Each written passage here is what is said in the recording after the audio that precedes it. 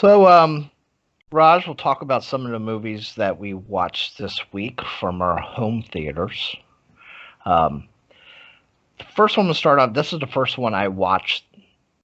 We're saying this week, but it was the day after we recorded, so our week's a little different than your folks at home. Wednesday to Um, Wednesday. yeah, but I watched Harpoon, Oh which yeah. was I really really liked.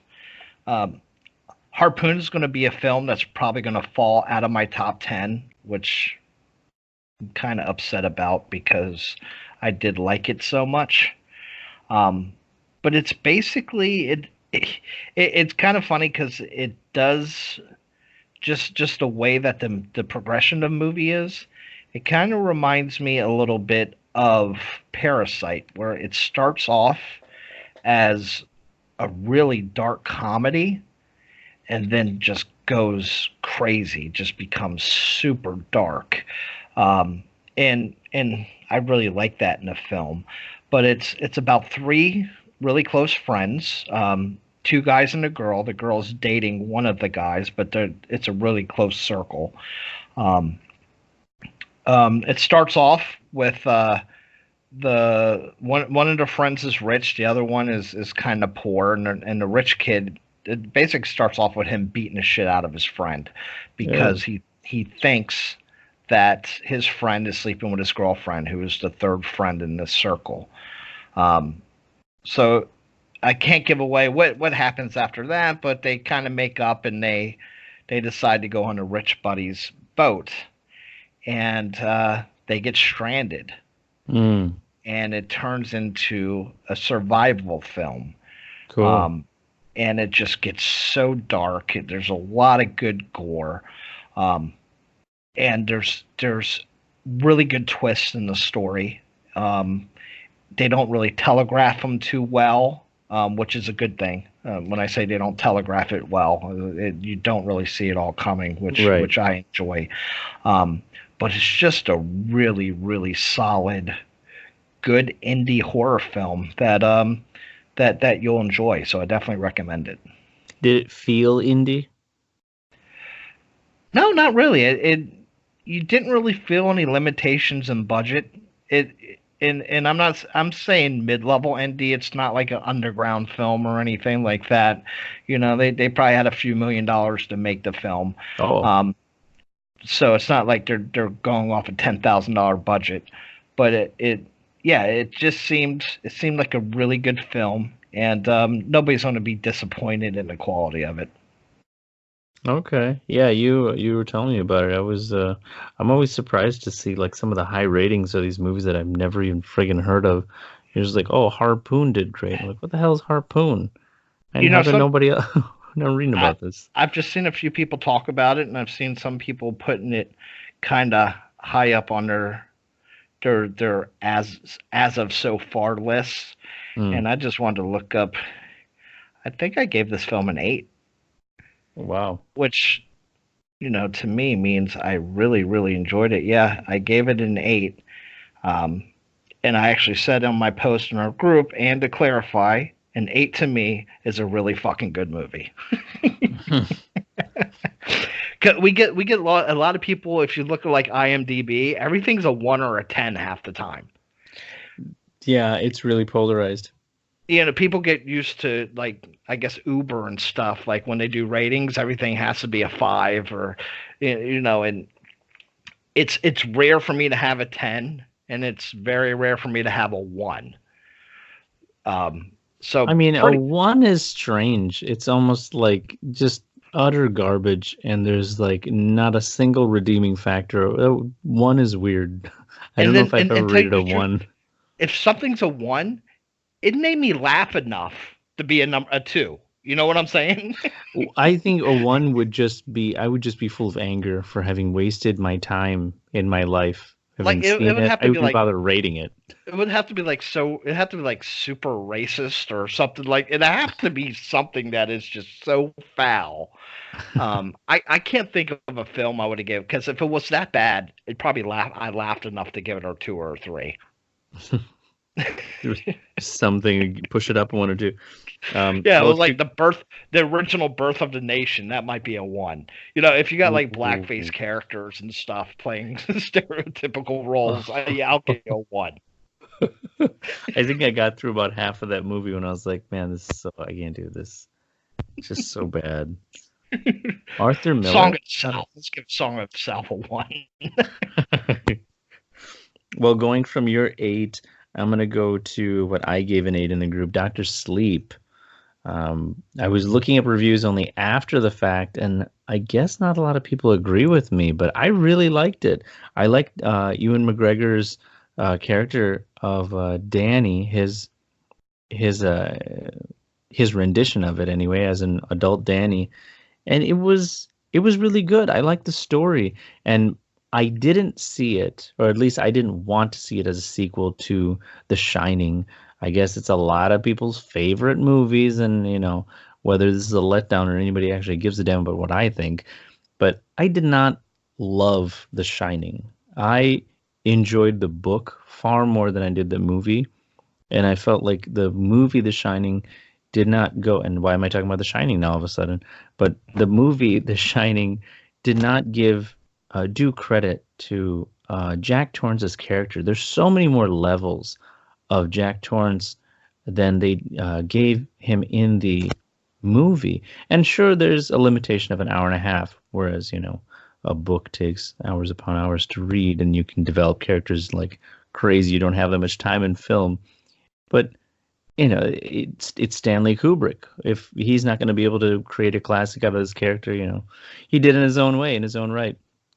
And that's part of a director's rights, right? They create their own style and their own.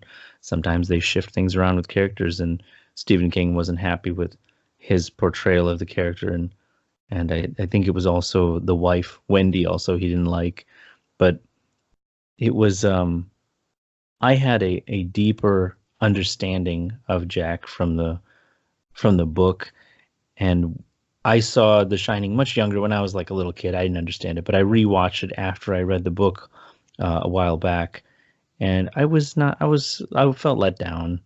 But anyway, back to Dr. Sleep. I didn't want to see it as a sequel to Shining. I never looked at it that way.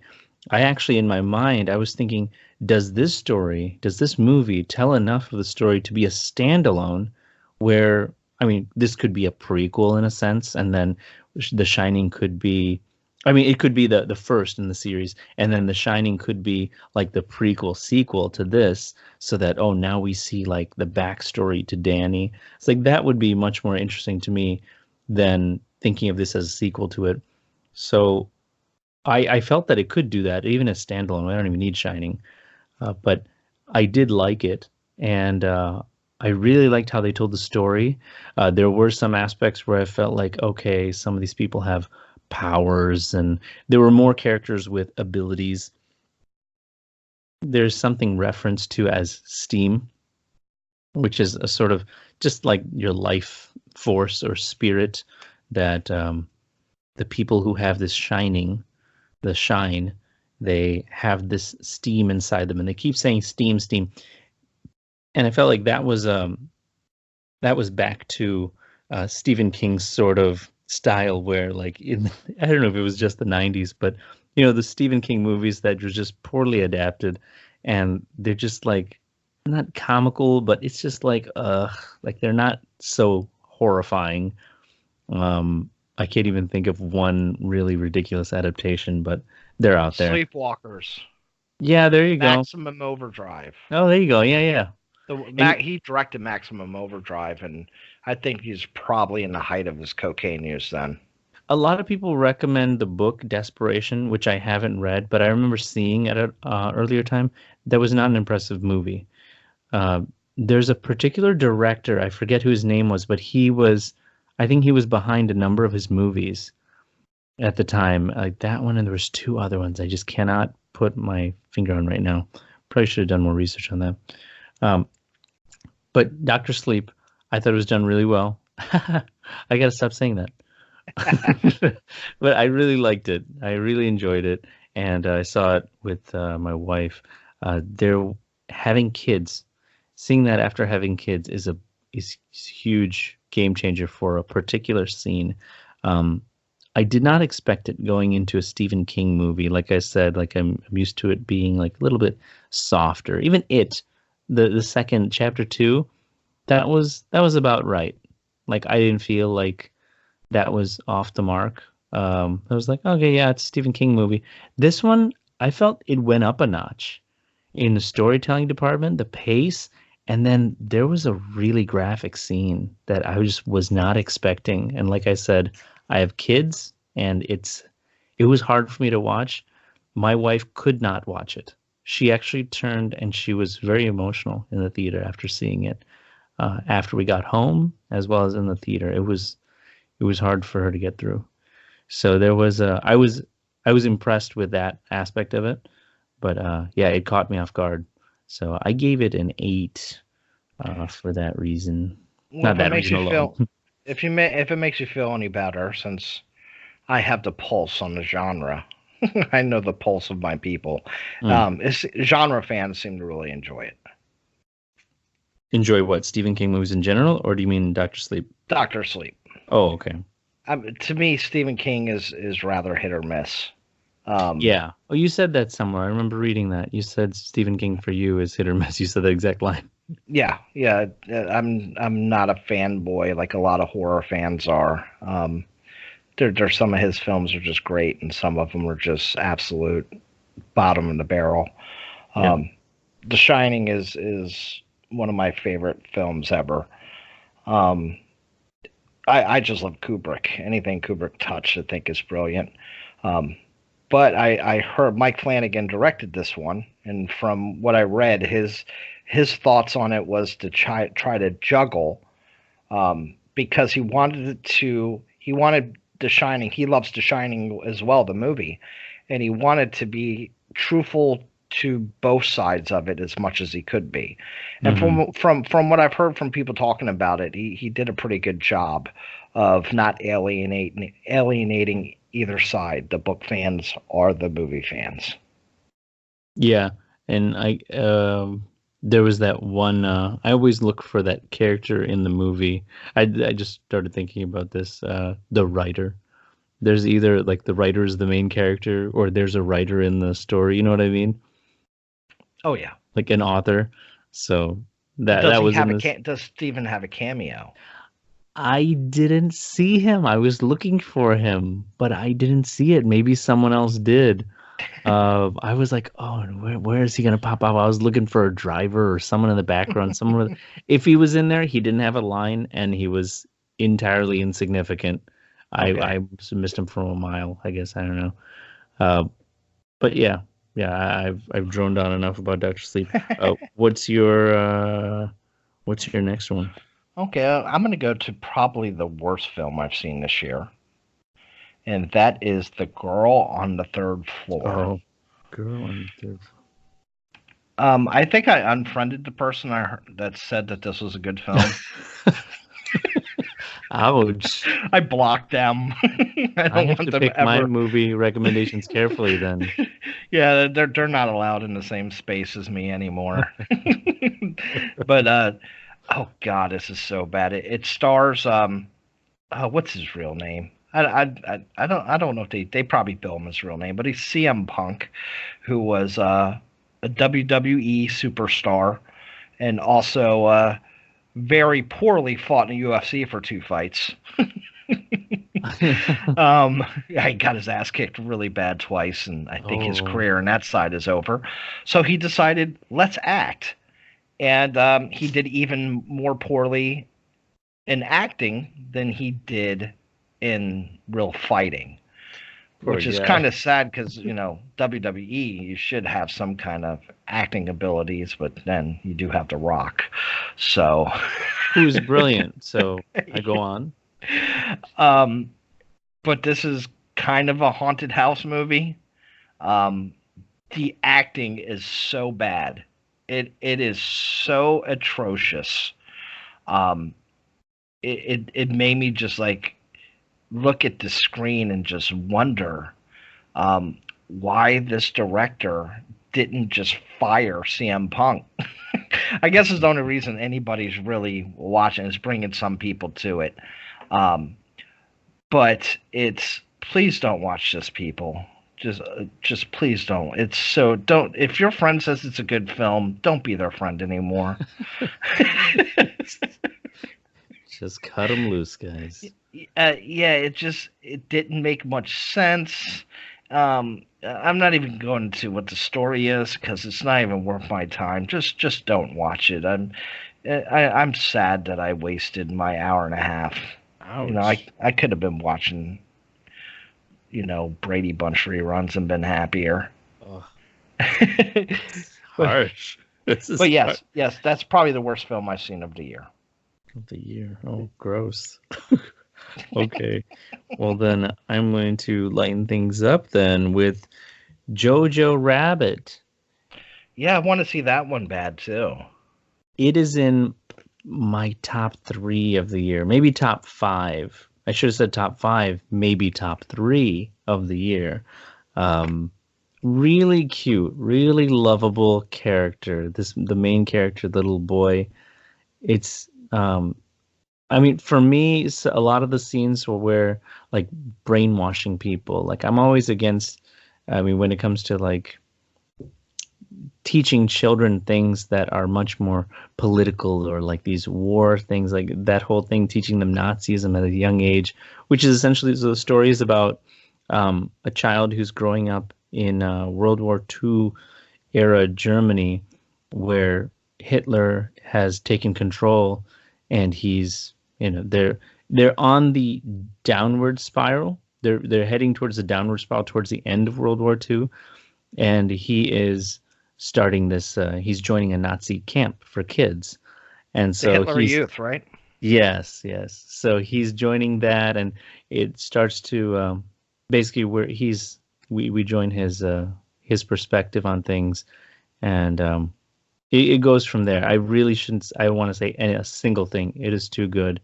Now this is another one I've seen a trailer in the theater. That's usually the only time I see many trailers. I never search them out on my own. Okay. But is Hitler his imaginary friend? Yes. I mean, Hitler is real in the world of it, but it is like 70 years ago. But isn't it still too soon to have a movie with Hitler as your imaginary friend? When I first heard about it, I was like, "Holy cow, really?"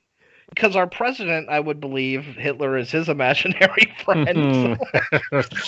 You were just giving me work to do, doing all this editing. Like, do you want to alienate people? I don't know how many of these people here in our group are Trump lovers. Oh, no, we talk about art film a lot. They're not listening.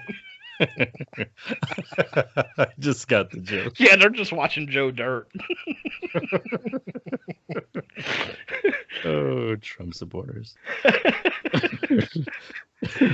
but the premise looks like it looked like something that is something that's wholly original, which I'm always happy to see something that's really original like that. So I look forward to seeing it. It's done well. God damn it. Done well. That's such a go-to line for me. I gotta stop that. So, and I'm guessing, and I'm just, it has to be a Jewish guy who made this film, because I think that's the only way you can get away with a film where. I don't think he is. I don't really think he's Jewish. Yeah, I forget his name is. Oh, he is. He has a foreign name. Yeah, Taika Waititi or something. I don't know how to pronounce his name. He was in that movie. You definitely cannot be a white dude with Hitler as an imaginary. But he's so funny. So the thing is, it's a dark comedy. It starts off at a funnier end, and then as the movie progresses, the humor sort of settles into this area of like, oh. Like, I don't think it's okay to laugh anymore, and it starts to get a little bit more serious, and it gets into more of like what's the word, like it just gets very serious, and the dark humor is just kind of settled in the background, and it's gone for the most part, and it just becomes it becomes a serious take on the movie. But it's good. It's really good. I really loved it. And Can you see this becoming a franchise with other despots being like imaginary friends, like an Idi Amin film, and oh, like gross. Pol What if Pot? there's a Trump one? What if there's one where Trump is my imaginary Like a friend? little kid from Alabama with Trump as his Oh, imaginary friend. gross. I wouldn't want to watch that at all. I don't know. I think that's how I would have felt about this if I were from that time too. But no, it was but it's wholly like an anti-hate movie. So they're, accidentally or, intentionally sort of making fun of the whole thing, obviously, as it goes on. It's not like they're so pro and they're, it's a comedy. So, Yeah, I would yeah. hope so. I would if I found that out. Ratings still an 8. We will have some issues. It really brought to It light was a the lot of the best good points. pro-Nazi film of the year. It was really good and opened my eyes to a lot of Nazi stuff. And I get it now. I really get it. Their struggles. I can empathize with those guys. They have good intentions. That's... Right. What So is I'm going to my next one. The Peanut Butter Falcon. that is a weird name. It is a weird name. Just like the guy who stars in it, Shia LaBeouf. I still don't know how to say his damn name. I'd say I go with Shia LaBeouf. Shia LaBeouf. And that he gets hated on a lot. I actually like him. He's I think he's coming around he's becoming popular, like for his little weirdness. Honey Boy is coming out. I think it's already out. Yeah. He's a method actor who throws himself into it, so I always have respect for that. But this is and I talked about this in the group. I'm usually into the darker side of cinema and art in general. I like darkness. So I don't watch too many comedy, drama, coming to age tales, which I watched 2 of them this week. But this is done really well. It's a retelling. You see, you just said it. Did you hear yourself? Did you hear yourself? It's done really well. It's contagious. Yeah, it is. It's you. Don't blame it on me. Go ahead. But it's a retelling of sorts of Huckleberry Finn. It's very Mark Twainish, buddy comedy. It's the main actor has Down syndrome, and he's not somebody playing somebody who has Down syndrome. The actor actually has Down syndrome, and he meets up with LaBeouf's character, and it starts off. It has a regular Hollywood buddy comedy type structure, but starts off where he's kind of a tag along, bothering him, and they just build this friendship. The name of the character is Zach. He's stuck in an old folks' home because he has no family, and the state really has nowhere to put him to take care of him. So they put him in an old folks' home, and he decides to escape because he just feels he's only like 22, and he feels like there's more to life, and he's a huge wrestling fan, and he wants to go to this wrestling school and learn how to wrestle. The only problem is he's watching all this on VHS, and it's like wrestlers from the 80s. But it's one of those road movies where there's they're going down a river in boats and end up on a raft, and the different people they meet along the way. But it's one of those films that just kind of makes you smile.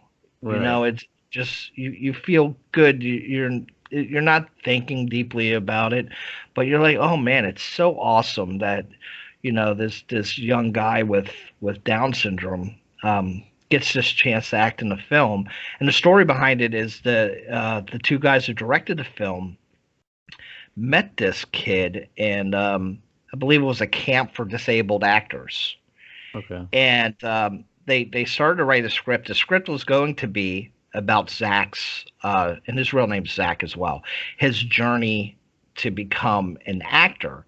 but they changed up the script to be his journey to become a wrestler. Just like I guess it worked better at the script, but they knew him like 8 years before they ever made the film, and they're like, one day we want to put him in a film. So it was just really interesting. Bruce Dern has a role in it. Dakota Johnson's in it, and I think she's always solid in everything I see her in. Thomas Hayden Church plays the washed up wrestler. But it was just a good, solid film with Jake the Snake's in it, Mick Foley. Any wrestling fans know those guys. But it was just it sounds cliche, but it's one of those feel good, heartwarming type films. I'm not a huge fan of Dakota. Really? From that one movie. Which you did 50 Shades? Which is another movie I gave a shot. Because I was like... I've never seen that, but I've seen her in a lot of... She does a lot of indie film. Oh, well, I haven't seen her in any indie films. The only one that I think I liked her in was the one with the Hemsworths. Which I always get them confused. Which is the Thor again? Chris or Liam? Which one? Which one is Thor? I think Which it's Chris, yeah. I think it's Chris, yeah. So the one with Chris, it's and Jeff Bridges. One night in what? El Royale. Night at the El Royale. I haven't seen that one. Oh, you haven't seen that one? No. That one's not bad. I thought if you didn't say anything after Jeff Bridges, I was like, oh, you must not seen it then. With John Hamm, Chris Hemsworth, Jeff Bridges, the lead actress in Harriet, and Dakota's in there too. I liked her in that. I was okay. But other she than was that, in a remake of Suspiria, and she was really good in that. Oh, you know what? I've been meaning to see the remake but first I wanted to see the original. Original's weird as hell. I saw that a long time ago. That's a classic. That's if you haven't seen that, that's one of those classics you have to see. The remake was brilliant too. It was one of those films that, oh man, they're fucking remaking this, and they knocked it out of the park. Oh, but they did a good job. Oh yeah, really. Okay. It was one of my favorite films of 2018. Oh, is it in your top 10 of the decade? I'd have to probably not, but it was.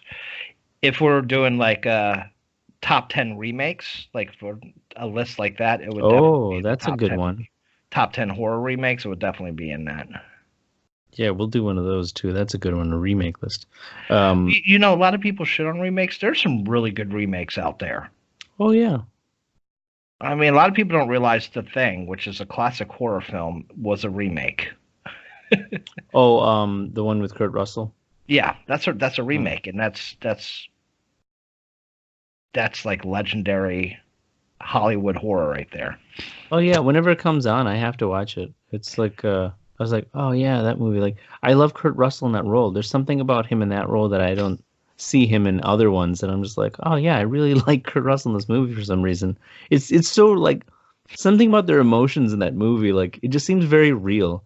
And I think it's just the claustrophobia of them being stuck in those individual little huts and stuff. As like it gets me because I think I might be claustrophobic a little bit when and the best practical effects. One of the best practical effects in movies ever. Mm. Well, what else? What's next on your list of what you watched this week?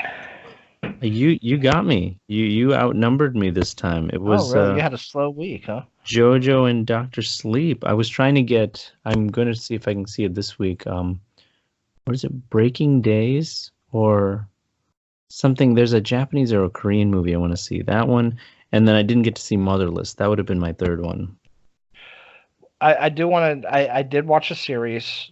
Would end the series this week. The End of the Fucking World. If you have a chance to see that, that's really good. Really good series on Netflix. British. I think it was originally a British series that Netflix now just puts their stamp on. But that's something I really enjoyed this week. It's sitcom length episodes. It's not a sitcom, but they do it for like 22 minutes to fit commercials in, like a half-hour show. So it's like 8 episodes. So it's really like a 3.5 hour movie or so if you look at it that way.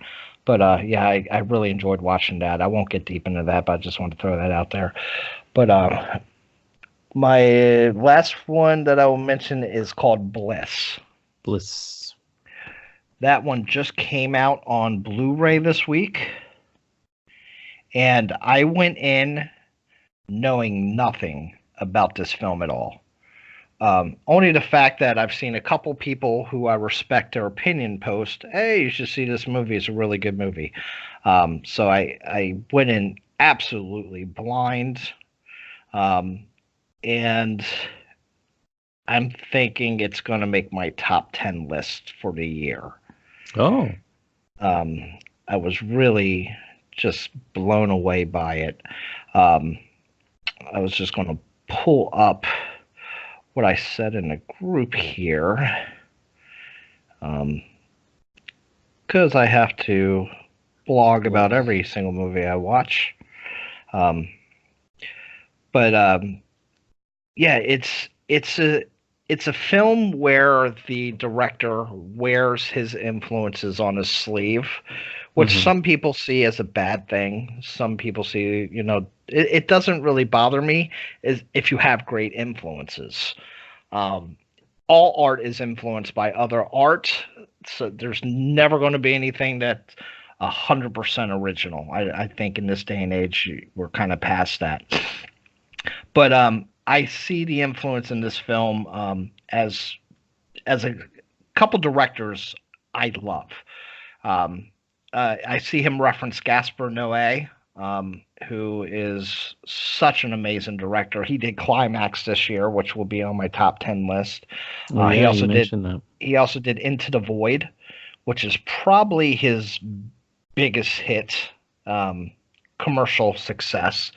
But he has like a real, he has a visual style that is all his own. Sometimes it has some frantic editing. Camera work can be kind of discombobulating, can mess with your head a little bit. And I also see Nicholas Winding Refn reference in this film.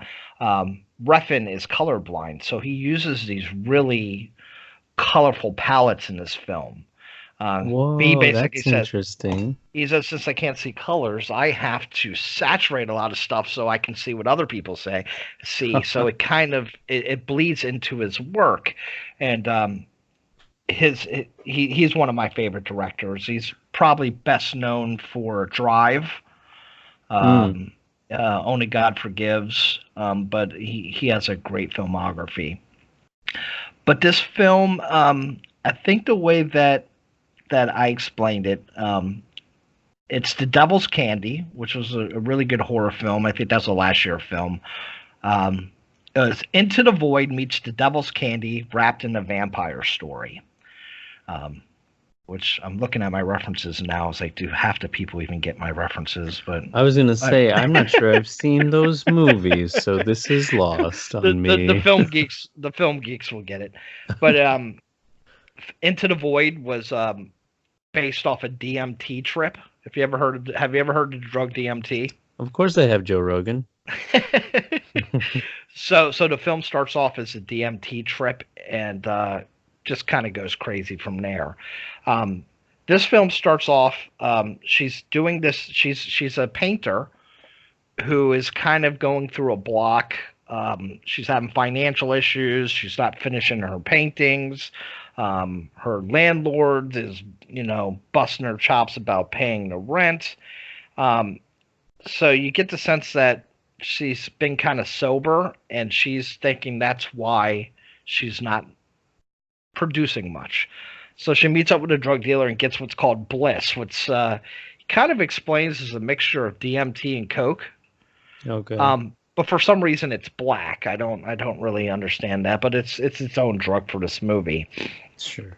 And she starts getting more into this painting, and she's out there partying, having threesomes. It's just pretty crazy and kinetic. And then she just starts getting this lust for blood. you don't really see her. You see a scene where she is fed blood, but she's thinking it's more of a trip. A friend does it to her, but it just turns into this gory vampire film. Not traditional at all, but it's just so bloody and dirty, and it's done and so amazingly that it's one of those films that once it takes off, just total adrenaline. You can't really take your eyes off of it. And it's a vampire story in a way I've never seen it. And the vampire story is kind of references an addiction, which I've seen before. Vampires' addiction to blood, a person's addiction to drugs. But the way that they do it is just I haven't seen done before. So I really enjoyed this film. I gave it an 8 out of 10. And I highly recommend it. I was really surprised of how good it was. I'm gonna add it to my list. You have an 8 out of 10. And it brings a little everything to the table. It has sex, drugs, rock and roll, and gore. What genre would you say, I guess, it started out as, or what ones does it cover? Because it seems like all I heard was really horror, but then what? It starts out kind of art housey, Okay. It's the way it's edited, the coloring and everything, almost like an art house kind of stoner type vibe. Not really comedy. There's not any laughs, but it seems kind of like an artist who just is sucking at the moment, starts doing drugs and partying and stuff, and then it kind of just goes off the rails from there. Okay. Into just art house horror, very artistically done horror. The Devil's Candy, that's a good one. That's another one, painter, possession, making these paintings, and she goes through a point where she's blacking out, and her painting just keeps on progressing, and she doesn't understand why the painting keeps on progressing. She's not remembering any of it. And I know you brought up the poster. That the poster with the bodies, that's the painting she's trying to finish. Oh. And, yeah, I was like, oh, that's a really interesting poster. Because at first I was like, oh, there's some girl. And then I looked at it again and I was like, wait, what's that? I was like, oh, wait, what's that? And then every time I looked at it, I saw something else. And I was like, what the heck is on this poster? And the color schemes in the posters, a lot of the color schemes are using in the film, too. There's a lot of neon pinks and reds and darkness. Yeah, this is another reason I was like, I wanted to mention that in that last welcome post. I was like, make sure it's a good quality post, because I love looking at artwork, especially if it's the movie poster and not just like a scene from the movie. Like I think I've done that a couple times already, but I love looking at movie posters and like really analyzing it, and especially when there's stuff like this that I can like zoom in and look at. I'm like, oh, cool. Like I'm even looking at like what's in the shades. Is there a reflection of something in the shades? The movie poster's done really, really well. Yeah, it looks real cool. The artwork on it's really good. Have you seen The Mind's Eye? No, I haven't. It says it's from the director of The Mind's Eye. I was like, oh, what? What's that movie? Yeah, the name, the director's Joe Begos, and I am not familiar with any of his other work. Oh yeah, it was purely blind. I don't know any of the actors or the actresses. So I'll probably go back and check out some of his work. Looks like he had 4 years in between The Mind's Eye and this one, so they might be saying The Mind's Eye is not all that good, but hey, you never know. Well, yeah, it could be. I don't know. Well, I want to look that up now after I see Bliss. Anyway, let's see how your taste is with that one. Let's see. And I'm not a big vampire fan. That's not a genre, a subgenre that I'm. I like some of the. I love the classic Dracula. I have Bram Stoker's Dracula. Let the Right One In, but you ask me to name other ones I really love, I start losing steam on it. Twilight. You like that one? And there's you keep forgetting your favorite series. I don't know why. The werewolves really throw it off for me. You didn't even know they were in there. Anyway, all right. I didn't realize you're such a werewolf fan. I am. I love me some good werewolf. Have you seen Wolf Cop?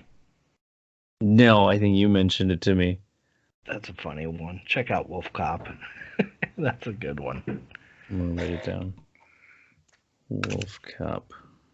But I watched a few other films. I watched some A24 films this week because I always have to watch something from A24. But those are all the movies from 2019. And Parasite, Bliss, jumped into my top 10. I'm pretty sure. But since we've been talking, this is episode 4, right? This is 4, yeah. So we've been talking for about 5 weeks or so, maybe 6 weeks, and my top 10 has changed by 50% in that amount of time. Wow. That's the last quarter of this year is really pumping out some good movies. And I have not seen the Quentin Tarantino film yet. Oh, yeah. I have not seen Dr. Sleep, obviously. Jojo Rabbit is one I really want to see. Uncut Gems is coming out. The new oh, yeah. That is starring Adam Sandler, but supposed to be really good. So there's we don't get to see everything, folks. We see it eventually, but there's still a lot of good films out there I have to see. I think you're gonna like Jojo. I'm not sure if you're going to like Dr. Sleep as much as I did, but we'll see. Let me know when you do. We will see. Oh, I do want to say one thing. Yeah, so some shout outs from the group.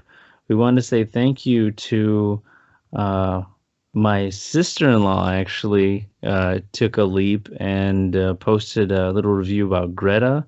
And I noticed a couple other of our members came out to share their reviews. Gordon shared his review on Believers.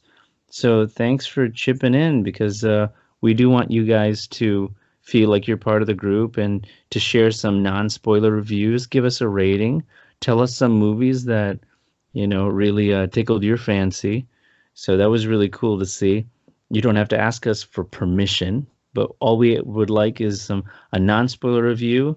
Shoot us a rating if you like, and give us a nice poster, a nice picture for us to kind of put a year to, something so other people can easily find it. Because sometimes some of these titles are very similar to other titles, and we're like, oh, which what's one that we confuse? Oh, so remakes. For example, in the example of remakes, we might not know which one you're talking about. So a year would help too sometimes. But yeah, was there any of your friends post to? Was it Dylan that posted a long time back? Well, I just wanted the question of the week was about action films that we may have missed or people recommend. Daniel DeTita recommended Good Time, which I watched this week as a pretty solid film. Robert Pattinson, of course. A24 Robert Pattinson. I got the lotion out. I'm ready to go. Oh. Dave James Parker, Mr. Parker. He does a YouTube channel. He's also an actor. He's directed some films. Cool. But he said, I really like Dave. He's a good guy. He said Men of War with Dolph Lundgren, Best of the Best 2, and The Hologram Man. Those are all some 90s films. Kenny, I'm not going to butcher Kenny's name. Kenny I can't even pronounce that. I'm sorry, Kenny. I'm going to have you send me over a phonetic spelling. But he said Hardcore Henry. Oh, yeah. I didn't finish seeing Hardcore Henry. It's like a first person. Yeah. Amy Mead agreed with us on a Raid. Oh, yes. Yeah, the Raid. That one we talked about. I'm sure it'll come up again. Every time we talk action or Asian action movies, the Raid comes up. Tony Jaa, the Raid. I mean, that's not even the same person. Whoops. I mean, Eco in the Raid. Yeah. Rye Barrett said Braven. 13 Assassins. Yeah. Upgrade, Edge of Tomorrow. The Night Comes for Us. The Guest. That's a pretty good one. Green Room. Green Room, I guess, yeah, action horror kind of. Hold the Dark. So it looks like Rye has some of the same stuff in mind as we do. I have not seen Upgrade yet. That's on my list. And if you notice, Rye also agrees Tom Cruise is cool too. So it's nice to have someone else. I wasn't going to bring that up, but hey. And Joey Caps, I like Joey Caps. He has a lot of the same taste. He said Blind Fury. Blind Fury. I gotta look that up. No, I haven't seen that one either. He just mentioned that about an hour ago while we're on the air. Oh. So yeah, keep on answering questions a week. We love your input. I love finding films that I missed. No matter how big of a film geek you are, you miss films. It's impossible for us to see everything. Corella Waring said The Last Boy Scout, and that's one I haven't seen in such a long time. Is that Adam Sandler movie? That is Bruce Willis and Damon Wayans. That's right. I always get that one confused with Damon Wait. Yeah, and Adam Sandler's the guy in cuffs? What movie am I thinking of? Damon Wayans and Adam Sandler. Adam Sandler's the criminal. I think. I don't know. Anyway, my mind's all over the place. I don't know what the hell I'm saying anymore. You needed the coffee tonight, my friend. I'll figure it. Don't even. I still have it. It's right here. I'm drinking it as we speak. But yeah, we like to post a question a week. We love your guys' input. It makes it more fun for us. Doesn't seem like we're talking to ourselves. Yeah, exactly.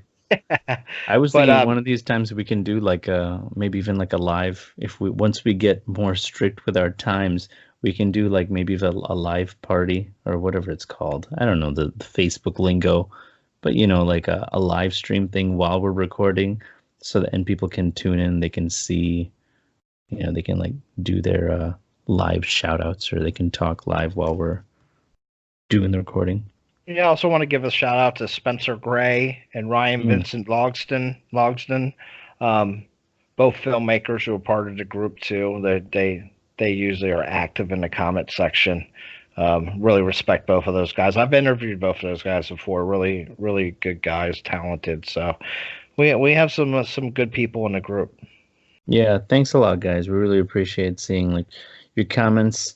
And your suggestions, they definitely give us content to talk about too sometimes. So I want to hear from you. We got to do a list.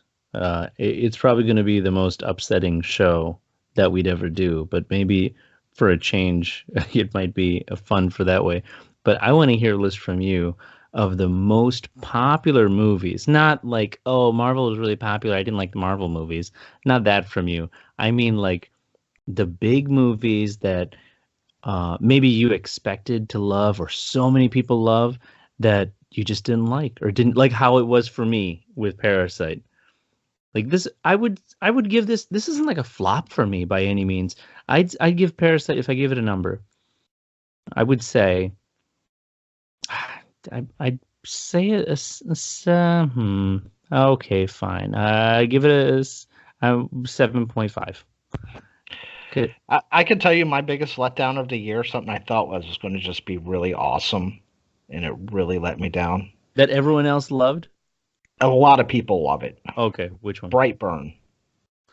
Oh, no, I feel for you on that one. I get that one with you, because I really wanted a lot out of it, and I was hoping like they even had some talks about a franchise from that, and like doing this whole villain franchise, and that being like, their Superman sort of thing, their villain Superman. And I was really hoping the poster work looked good, and I didn't watch the trailers, and it had a lot of potential. I liked that movie a lot, and I wanted to love it, but there was just so many like shortcomings, and I was like, ugh. I thought the premise was awesome. Yeah. And that's pretty much what I knew about it going in, just what the premise was. And I was like, oh, I think this is going to be really good. And I've seen a lot of, not necessarily critics, but a lot of just people who are fans of superhero movies and horror movies, because this kind of goes within both genres. that they just loved this film, and I was just totally underwhelmed by it. Yeah. Do you remember the ending? Yeah, I like the ending. The ending was so good. I mean, it was so sad. And I'm trying to think what other big critic films I didn't like this year. There's got to be some. There's definitely some indie films that I know a lot of people love that I didn't like. Was a Hagazussa was one of them. It's a German art house movie that got a lot of praise. Didn't like that at all. But I'm pretty sure once I see what the Academy is gonna talk about, what's great, I'm probably not gonna like half those movies. Is there any big films that, like 7.5? To me, that's still a very strong film. Raj? And it was at this very moment that David had realized that he was truly alone, and how much of a straight-up butthole Skype was being, attempting to tear two friends apart. And now we return to the show. So, yeah, no, I heard everything you were saying up until that. Yeah, but what I was saying when I realized that I was getting cut off was Brightburn still wasn't well accepted. It wasn't a huge hit or anything. I mean, I was talking I think about genre-wise, a lot of people liked it. like a 57% on Rotten, 70%. Yeah, I guess it did better. Maybe it does fall into that. The audiences liked it. The critics didn't really like it. Mm-hmm. I guess so. Then for this list that I'm kind of having an idea around something that the critics that you generally trust, or the sources that you generally trust, like they loved it, and you just like went the opposite direction. You're just like, what? Like, I can't believe that they, like, you know what I mean? Like the people that you respect who just oh, we love this and this and this and this, and it was so great and all this blah blah blah. Those movies that you just didn't agree with. Like, I'd like to see where we are with those, because I want to hear about those too. Yeah. I Trapped the Devil and Hagazussa. Hagazussa. Have you when you mentioned German films, did you ever see The Hunt? I don't believe so. That is, the guy who was in the movie or the TV show Red Dragon? No. I recommend that to anyone. It is, yep, it's called The Hunt. Oh, Mads Mikkelsen? Okay. Yeah. That's a really good movie. That is it'll make you feel. You'll go through emotions with that one. Like that's so Hagazussa is a really good example. 95% Rotten Tomatoes from critics, 46% from audiences. Hagazussa, I see. Oh, okay. Hagazussa. A Heathen's Curse. Yeah. Okay. It was one of those movies that it was shot beautifully. Like, technically, it was really good. It's just so slow, and the story is so bare bones that it just didn't do it for me. All right, guys, that's our show. Be sure to tune in next week, because we've got a fantastic show planned. In fact, it's going to be so good that you should probably call ahead for reservations. So till then, I'm Raj. Have a good night. And I'm David, and have a good time of day. See ya.